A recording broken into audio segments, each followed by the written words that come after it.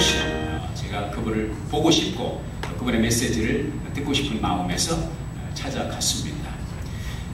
영상 속에서 그분의 메시지를 들었고 영상 속에서 그분의 삶의 스토리를 익히 보아서 알고 있었기 때문에 익숙한 인물이었지만 어제 그분을 직접 가서 집회 현장에서 보면서 굉장히 많은 도전과 또 은혜를 받았습니다. 영상 속에서 만나는 닉 부이치치라고 하는 형제, 우리가 잘 알죠?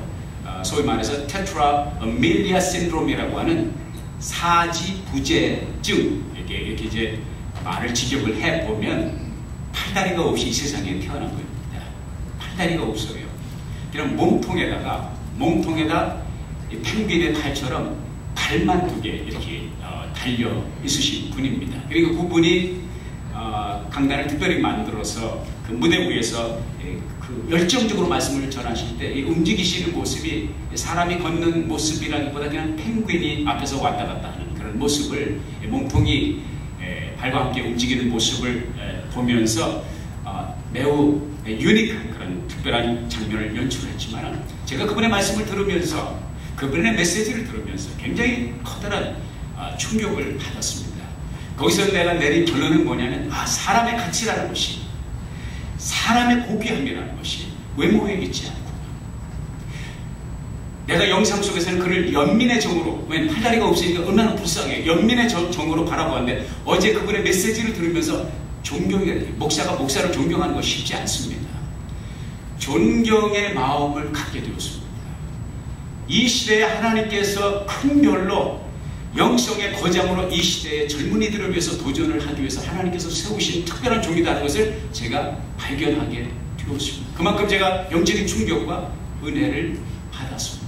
그러면서 사람의 가치라는 것이 외모에 있지 않냐고 사람의 가치와 존경할 만한 그 보배로운 것은 그 영성, 그 마음에 있다. 외모에 있지 않다는 것을 제가 발견하면서 큰 은혜를 받았습니다. 그분이 메시지의 핵심은 이것입니다. 산산조각이 난 그분이 우리가 잘 아는 대로 자살도 몇 번 기도를 했죠. 8살 때 자살을 기도했어요. 그때부터 죽을 마음을 얼마나 많이 먹었겠습니까? 산산조각이 난 나 같은 인생의 삶 속에도 하나님은 계획을 가지고 있었다는 것입니다. 나 같은 인생도 팔다리가 없이 살아가는 인생 속에도 하나님은 나를 보내신 분명한 목적이 있었다는 거예요. 그러면서 이야기를 전개해 나가는데 놀라운 것은 나중에 이제 말씀을 마치고 나서 구원 초청을 하는데 예수님을 영접할 사람 자리에서 일어나십시오. 그랬더니 절반 이상이 일어나는 것 같아요. 그런데 닉 부이치치가 다시 다 앉으라고 그러더라고요. 너무 많이 일어났다는 거예요.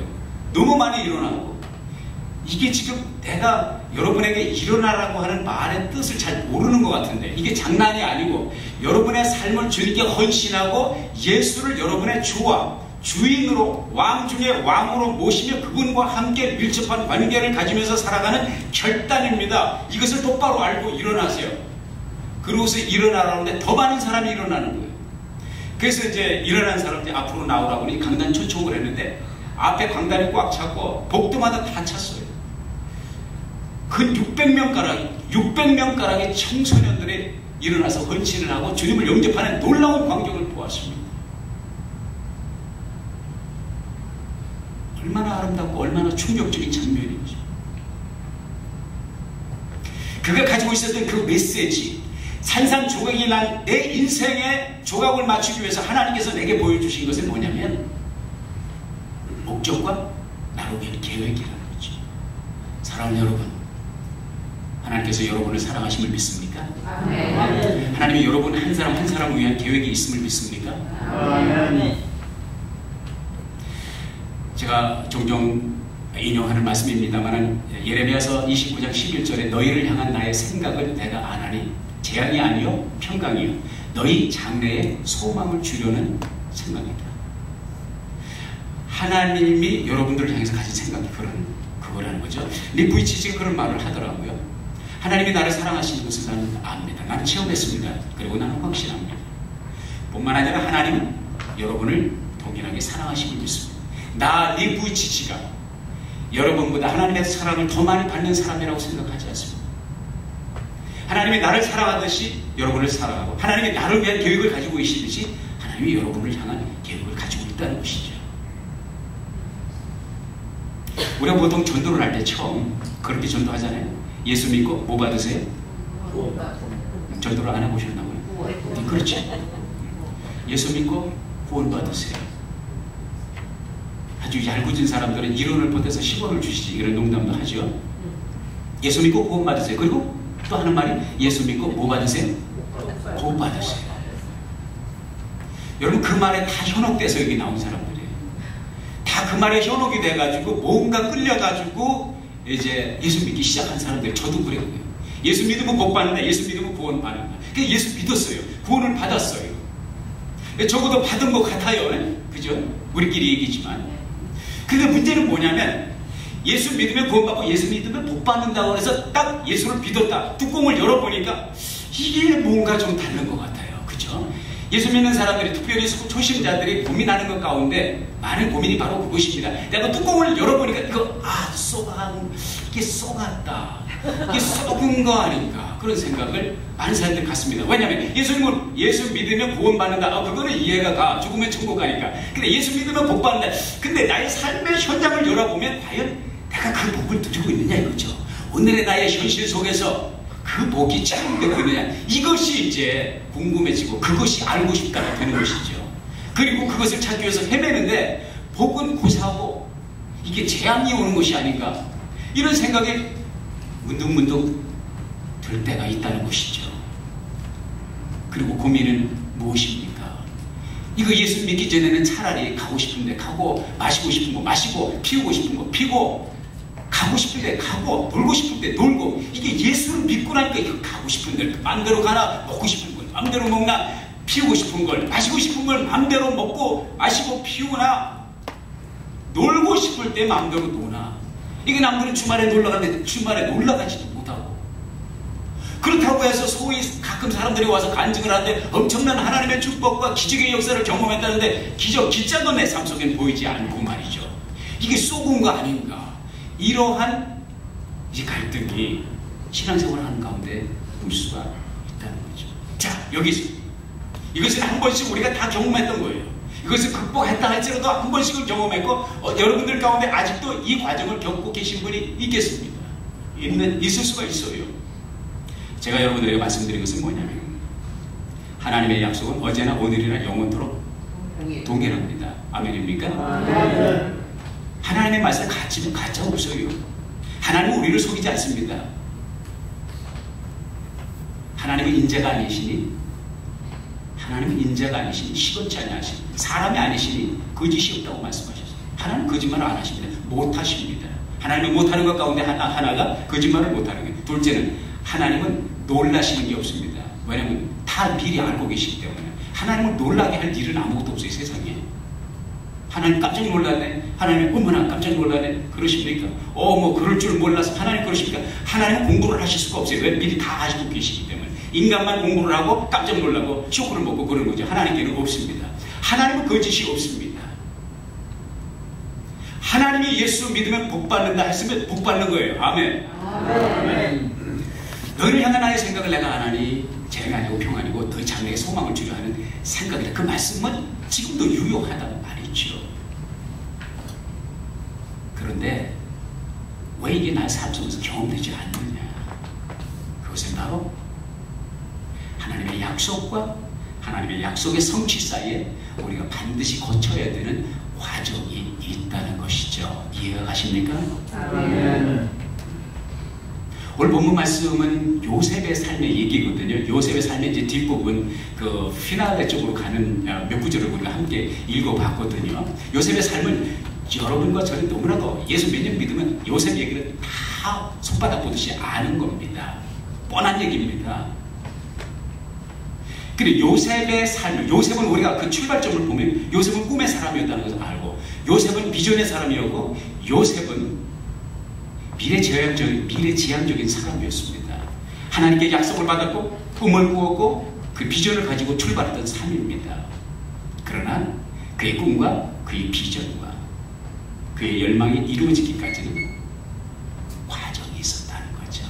이제 우리가 그거를 이해하고 그것을 우리가 하나님의 박자에 맞춰갈 때 하나님의 인재와 하나님의 축복을 경험하게 된다는 것이죠. 이해가 가십니까? 제가 지난 주간에 한 책을 읽었습니다. 하나님의 타이밍이라고 하는 오즈 힐만이라고 하는 OZHILLMAN 힐만이라고 하는 분이 쓴 책인데 하나님의 타이밍. 근데 의역이 된 건데 본래 이제 영어 그 타이틀은 뭐냐면 The Upside of Adversity. 역경의 웃자리, 역경의 꼭대기, 뭐 이런 이제 뜻이 되겠습니다. Rising from the pit to greatness. 요셉이 웅덩이, 구덩이에서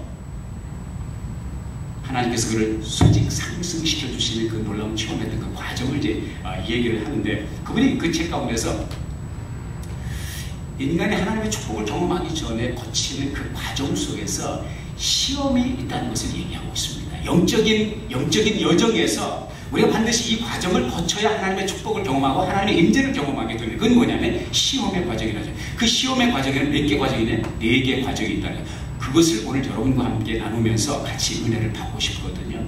첫째 과정은 뭐냐면 요셉이 경험했던 과정이에요. 요셉은 첫째 무슨 시험을 경험했느냐? 유다 시험을 경험했다는 것이죠.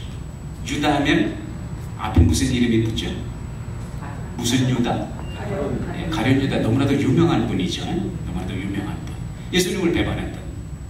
예수님도 그 시험을 겪었고 요셉도 그 시험을 겪었다는 거예요.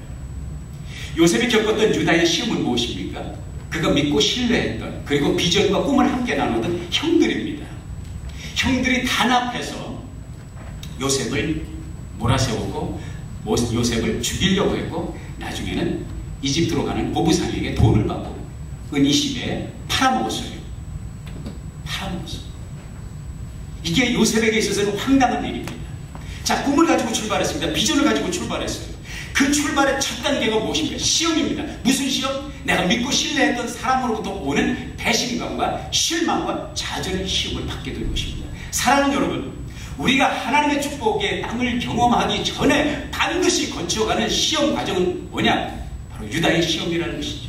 인간에게 느끼는 실망의 시험이라는 것이죠. 요셉이 그것을 겪었고 예수님도 그것을 겪었고요. 저와 여러분이 하나님의 축복의 땅을 밟기 전에 반드시 이 시험을 거치게 되어 있습니다. 제가 전에도 한번 말씀드렸지만은 예수 믿으면서 제일 먼저 시험거리가 뭡니까? 예수 믿는 사람입니다. 예수 믿는 사람. 우리 성경에도 바디메오가 예수님을 만나고 싶어서 다윗의 자손 예수여라고 할 때 그걸 가로막은 게 누구예요? 예수님의 제자들이었어요. 예수님 주변에 있는 사람들이 에이 시끄러! 샤라! 못 보는 것이 이러면서 그를 조사하고 가로막았습니다.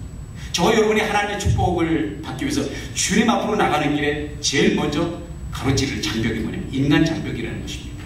교회에 출입하면 교회에서 오래 믿었다는 사람 직분을 받아들 집사, 권사, 장로, 게다가 플러스 목사, 목회자.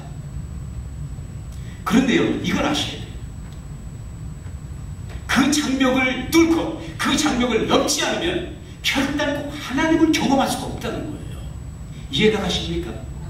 그건 하나님의 축복으로 가는 여정의 공식이라는 거죠. 아니 왜 인간들이 나를 실망시켜? 왜 우리 목사님이 나를 실망시켜? 그거는 공식이라는 거예요. 목사에게 실망을 느끼든지 장로님에게 실망을 느끼든지 집사님에게 실망을 느끼든지 권사님에게 실망을 느끼든지 예수 믿은 지 30년 된 사람에게 실망을 느끼든지 그거는 놀랄 일이 아니에요. 전에도 그랬고 2000년 전에도 그랬고 지금도 그렇다는 게 사람이 하나님께로 가는 과정에 있어서 제일 첫째 장벽이 사람이라는 거죠. 나 그럴 줄 몰랐네. 당신이나 모르고 있었지. 성경은 벌써 2000년 전부터 하나님 앞으로 가는 길의 장벽이 인간이라는 것이죠. 우리가 잘 아는 그 중풍병자가 주님께 고침을 받기 위해서 친구들이 데려갔을 때 예수님에게 데려갈 수 없어요. 왜? 사람이 가로막고 있어요. 그래서 어떻게 해야 그래서 지붕을 뚫고 예수님 앞으로 침상을 내린 거 아니에요. 그 뭡니까? 인간의 장벽이 있지만 그것을 믿음으로 뚫고 나갔다는 거죠. 그 믿음으로 그 인간의 장벽을 뛰어넘었다는 거죠. 사랑 여러분. 요셉은 형들이 그에게 주었던 참으로 황당한 배신, 좌절과 실망, 거기 포기하지 않았습니다. 그걸 극복했어요. 극복했습니다. 할렐루야. 여러분도 신앙생활 하다가 인간 때문에, 인도의 성자라고 하는 간디가 그런 얘기를 했잖아요. 나는 그리스도는 좋지만 크리스찬은 싫다. 그리스도는 좋지만 그리스도인은 싫다. 그거는 새로운 게 아닙니다. 뉴스가 아니에요. 옛날부터 그랬습니다. 그러므로 인간을 뛰어넘고 제가 이 강단에서 말씀을 전하지만 저 보면 예수 못 믿습니다. 솔직히 말해서. 여러분이나 전에나 다 돈이 기적입니다. 제가 이 강단에 서면 그렇게 보이지만 뭐 아는 것 같으지만 거기서 거기입니다. 바라기는 이봉환 목사 뒤에는 이 십자가를 볼 수 있기를 바라고, 이봉환 목사 뒤에는 십자가를 주신 주인공 예수님을 바라볼 수 있는 여러분이 될 수 있기를 주 이름으로 도전합니다. 두 번째 장벽은 무엇이냐? 요셉이 극복해야 되던 두 번째 장벽은 성실성의 시험이라는 것입니다. 영어로 말해서 integrity. 인테그리티라고 하는 단어를 그냥 성실 이렇게 번역하기는 좀 부족한 감이 있어요. 좀 뉘앙스가 다르거든요. 정직과 성실과 정직함 이런 것을 다 포함하고 있어요. 요셉이 하나님의 축복의 땅을 밟기 전에, 하나님께서 주신 그 비전을 맛보아 알기 전에, 축복을 누리기 전에 두 번째 그가 거쳤던 시험 과정이 성실성의 인테그리티의 시험입니다. 자, 보디발이라고 하는 시위대장의 집에 갔잖아요. 그러니까 굉장히 끝발이 있는 사람이에요. 권력의 핵심에 있는 사람의 집에 갔어요. 가서 열심히 했는데 이제 문제는 뭐냐면은 그 미세스 보디발이 이 참 끓는 피에 이 꽃미남 요셉을 보면서 이 흑심을 품게 되는 것입니다. 소위 말해서 요셉을 딱 보는 순간에 품어서는 안 될 마음을 품었단 말이죠. 어떤 그 가정주부가 자기 친구한테 막 자기 남편에 대해서 컴플레인을 하는 거예요. 난 쏘가서 결혼했어. 뭘 쏘갔어요? 우리 남편이 글쎄 나를 감쪽같이 글쎄 뭘 속였냐고.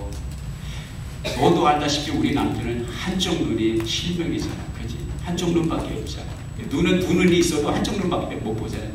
아니 이가 글쎄 결혼하기 전에 이걸 나한테 얘기를 하고 그렇게 하고 사랑 고백을 받고 결혼을 해야지. 그건 한마디도 안 하고 딱 결혼해서 뚜껑을 열어보니까 이 남자씨가 한쪽 눈이 간 거야. 그거를 또 엿들었어. 남편이 엿들고, 여보 속이긴 뭘 속여. 내가 당신한테 하루를 두고 내가 가슴에 손을 얹고 얘기를 하는데 내가 당신을 절대 속인 적 없어. 언제 당신이 나한테 결혼 전에 한쪽 눈 말 안 듣는다고 얘기한 적이 있어요? 내가 분명히 그랬지. 결혼하기 전에 분명히 내가 그랬지. 내가 당신을 보는 순간 한눈에 반했다고 그랬지. 내가 언제 두 눈에 반했다고 얘기한 적이 있어? 내가 양쪽 눈으로 반했다고 그랬어? 한눈으로 반했다고 그랬지. 이게 미세스 보디발이 요셉을 보는 순간, 이 꽃미남을 보는 순간 한눈에 간 거예요. 그냥 아주 눈이 실명이 된 거예요. 자, 그러면 요셉의 입장에서 보면 이거 주인 여자가 흑심을 품었지만 사실 인간적으로 보면 출세 가도를 달릴 수 있는 길이에요. 이 사람은 자기의 삶을, 자기의 인생을, 생명을 쥐락펴락할 수 있는 사람, 권세를 가지고 있는 사람이에요. 안주인, 보디발의 안주인은, 그 가문의 안주인 굉장한 권력을 가지고 있어요. 죽이라면 죽을 수 있고 살리라면 살릴 수 있는 권력. 이 여자가 뒷배를 봐주면 요셉은 지금부터 두 다리 뻗고 팔자 좋게 편하게 호의호식 할 수 있는 확실한 백입니다. 그 여자가 마음에 들든 안 들든. 둘째로 이 여자가 미세스 보디발이, 우리가 아는 대로 보디발은 권력의 핵심이라고 했죠. 그럼 그런 사람이 여자를, 성의 없이 생긴 여자를 얻었겠냐고요. 굉장히 성의껏 생긴 여자를 얻었지 않습니까? 착하게 생긴 여자를 얻었겠지 않았겠습니까? 이게 피가 끓는 10대 후반에 나이에 여자가 어디 있습니까? 걸프렌드 할 사람이 없잖아요. 보이는 건 주인 여자밖에 안 보이는데, 그렇게 아리따운 여자가, 외로움을 타는 그 여자가 욕의 손길을 내밀 때 안 넘어갈 남자가 어디 있어요? 그때 너 나랑 자자 그럴 때 요셉이 한 말이 있습니다. 당신의 주인이 나에게 모든 것을 맡겼습니다. 당신만 빼놓고 나에게 모든 것을 맡겼습니다. 근데 어찌하여 내게 맡기지 않은 당신을 범하여, 그 다음 얘기가 중요해요. 하나님 앞에 득죄하리까 했어요. 하나님 앞에 등장해요. 요셉은 아무도 보지 않는 곳에 세이프티가 보장된 곳에서 육신의 쾌락을 누릴 수 있는 모든 안전장치가 있는 상황에서 자기의 뒷배가 되어줄 든든한 백인 미세스 보디발이 욕의 손길을 내밀 때 No! No! 라고 할 수 있었던 것은 무엇이냐? 도대체 입산수도를 많이 했냐? 돌을 많이 닦았냐? No! 그게 아니에요. 성경이 우리들에게 말씀하시는 것은 뭐냐? 한 가지요. 그는 하나님을 의식했다는 것입니다. 내가 어찌하여 하나님 앞에 등지하여? 믿음은 무엇입니까? 하나님을 의식하며 사는 것입니다. 아멘입니까? 아멘. 소위 말해서 코랑데오 정신. 코랑데오라는 것은 in the presence of God, 하나님 앞에 있는 의식을 가지고 살아가는 거예요. 죄송한 얘기지만 저는 사람 안 믿습니다. 왜? 내가 나를 못 믿는데 누굴 믿어? 그런데 내가 믿을 수 있는 사람이 있다면 이 사람입니다. 누구냐? 하나님을 의식하고 하나님을 두려워하고 하나님을 경외하는 사람입니다. 잠언서 1장 7절에 보면 여호와를 경외하는 것이 지식의 시작이다, 지식의 근본이다 그랬어요. 아멘입니까? 아멘. 하나님을 두려워하는 사람은 믿을 수 있는 사람이에요. 왜? 요셉은 하나님을 두려워했기 때문에 죄의 늪에서 너라고 말할 수 있고 죄의 늪에서 탈출을 할 수 있었다 이거죠. 여러분과 저를 건져줄 수 있는 것은 지식도 아니고 능력도 아니고 백도 아니고 하나님을 신뢰하는 하나님께 대한 의식, 믿음의 의식인 줄로 믿습니다. 아멘. 자녀를 양육하면서 얼마나 불안합니까? 내일부터 우리 딸내미도 이제 곧 10대에 접어들잖아요. 10살이 훨씬 넘었잖아요. 이제 내 모름이 12살인데 이제 10대로 접어가는데 이번에 가는데 뭐 필드트립을 간대요. 뭐 배우러 과학 캠프라고 해서 이제 수학여행이지만 하잖아요. 며칠 가냐? 5일을 가는데 일주일 가서 있는데 야, 이 자식을 일주일도 어떻게 내보내고 이거 내가 쫓아가야 되나? CC 카메라를 장치를 해야 되나? 얼마나 불안한 겁니까? 근데 이 아이가 크면 더 불안할 거 아니에요, 그죠? 이제는 아직은 아버지 그늘에, 엄마 아버지 그늘에있지만 얘가 이제 머리가 더 커지고 완력이 더 세지고 그러면 뼈가 지금도 나보다 이제 키가 커지기 시작하는데 이 불안한 거죠. 근데 내가 기도하는 게 있어요. 하나님, 내가 24시간 주 7일 365일 내가 관리 못합니다. 내가 이 아이를 관리할 수 있는 지극히 빙산의 일각에 불과합니다. 나머지는 하나님이 관리해 주셔야 됩니다. 그러나 내가 하나님께 기도합니다. 이 아이가 내가 할 수 없는 하나님을 두려워하는 것을 가르쳐 주옵소서. 하나님을 의식하고 살 수 있는 딸이 되게 해 주옵소서. 하나님을 경외하는 딸로 자랄 수만 있다면 내 품에서 얼마든지 내보낼 수 있지 않겠습니까? 왜? 하나님의 강구하심과 하나님의 인도하심을 받을 수 있으니까. 할렐루야. 요셉은 하나님을 의식했기에, 하나님을 경외했기에 죄의 늪에서, 멸망의 늪에서 탈출할 수가 있었던 것입니다.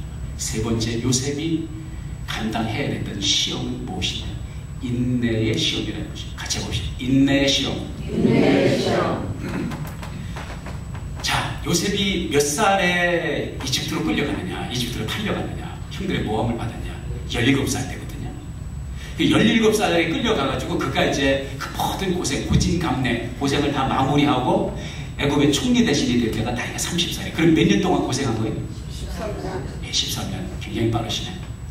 13년 고생을 했는데 그가 우리가 아는 대로 13년 고생 생활 가운데 상당 기간을 어디서 보냈어요? 감옥에서 보냈어요. 그리고 감옥에서 몇 년을 보냈느냐? 노가리는 없어요. 성경은 그것에 대해서 침묵하고 있어요. 그러나 어떤 성경학자는 뭐라고 얘기를 하냐면 12년일 거라는 거예요. 12년.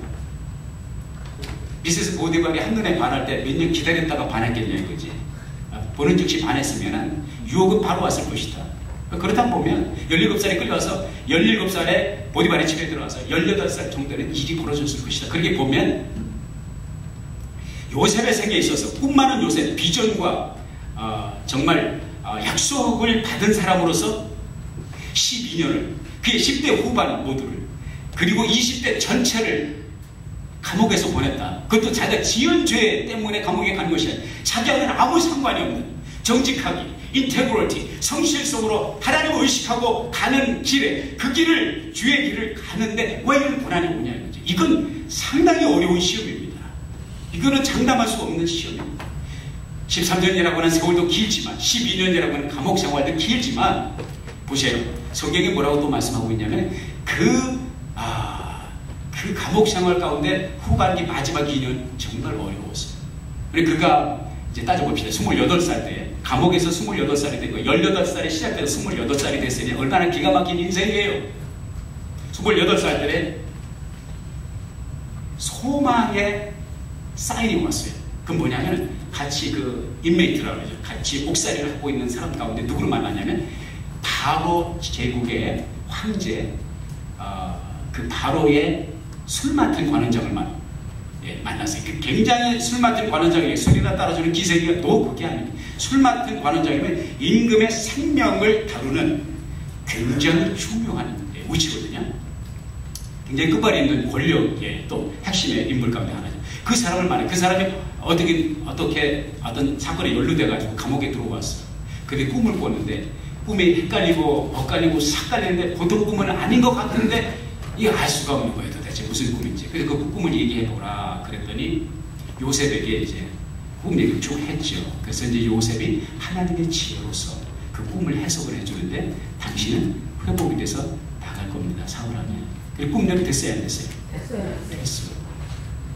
그때 이 술 맡은 관원장에게 요셉이 신신당부한 것이 당신이 복직이 돼서 나가면 나 여기 억울하게 있거든요. 내가 10년 넘게 억울하게 있는데 나 여기 들어올 일은 한 적 없습니다. 내가 양심껏 살기 위해서 모함을 받아가지고 여기 왔거든요.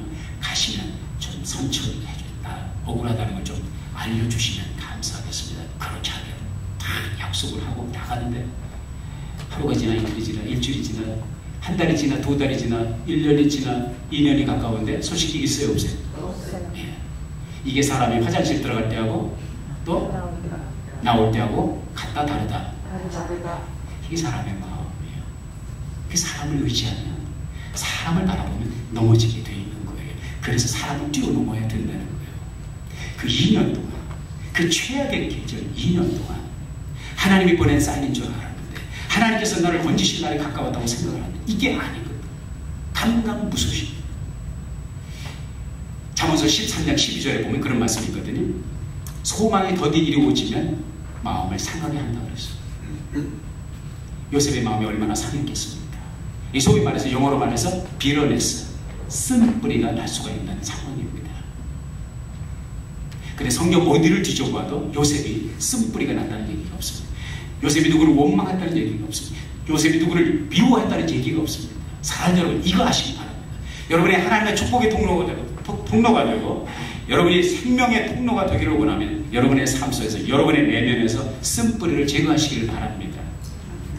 쓴뿌리는 뭐예요? 누구를 지독하게 미워하든지 누구를 지독하게 원망하든지 팔자 타령, 이게 다 쓴뿌리예요. 요셉은 쓴뿌리예요. 그런 억울한 계절을 보내면서도 억울하게 그 최후의 순간까지 그는 한 번도 누구를 원망한, 형들도 원망한 적 없고 미세스 보디바를 원망한 적도 없고 바로 원망한 적. 이게 뭡니까? 같이 봅시다. 인내. 이것이 하나님의 때를 기다리는 인내의 사람들이 보여준 것이죠. 어저께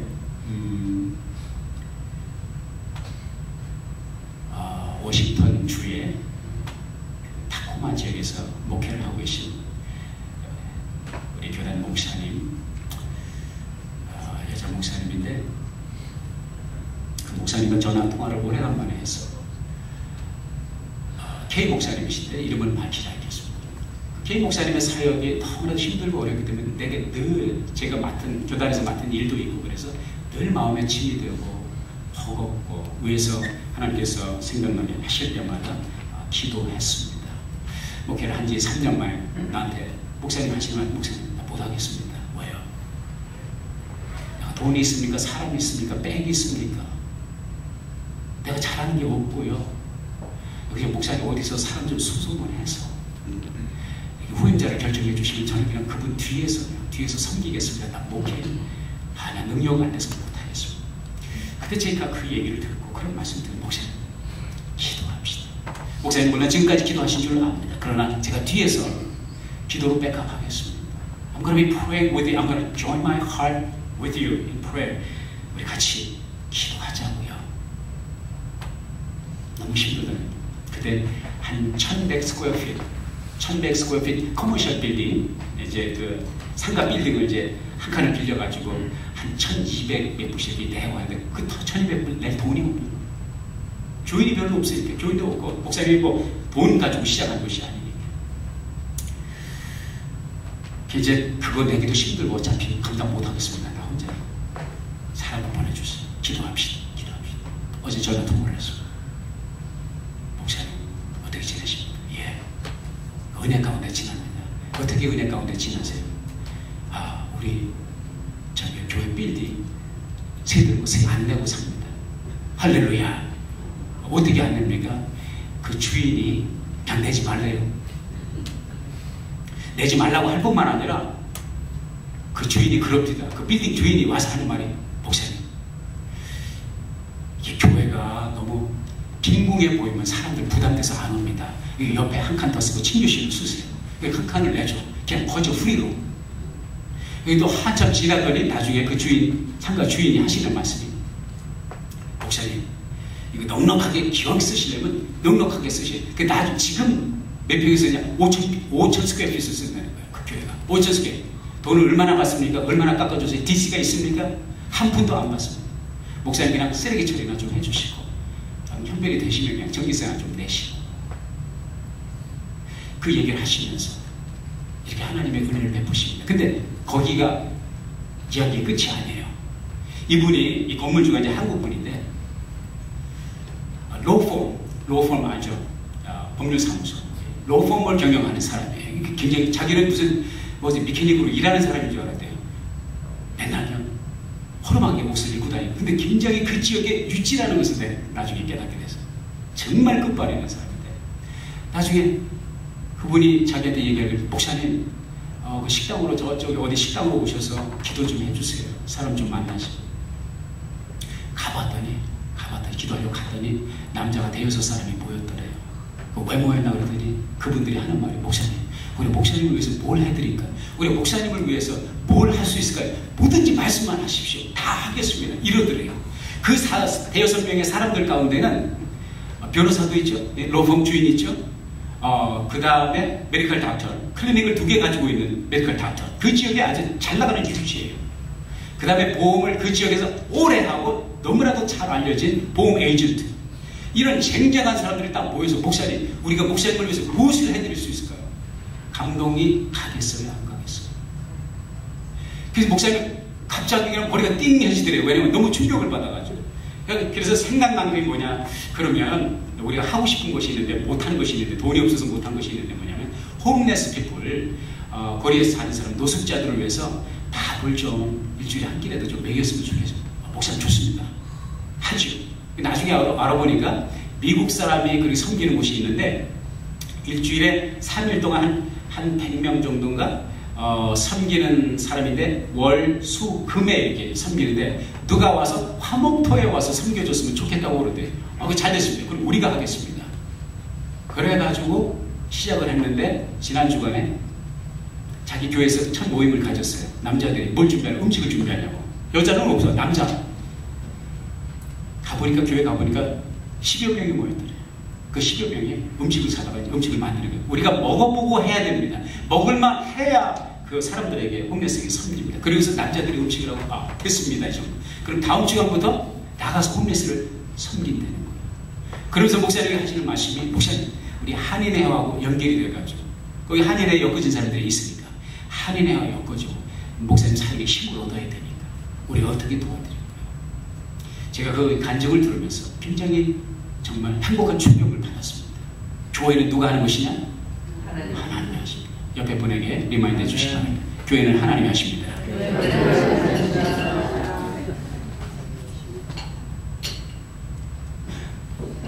이러한 하나님의 역사를 왜 경험했어요? 어떻게 경험했어요? 기다림과 인내가 있습니다. 인내는 쓰다, 그러나 열매는 달다. 옆에 분에게 열매는 답니다. 한 번 더, 조금만 더 인내합시다.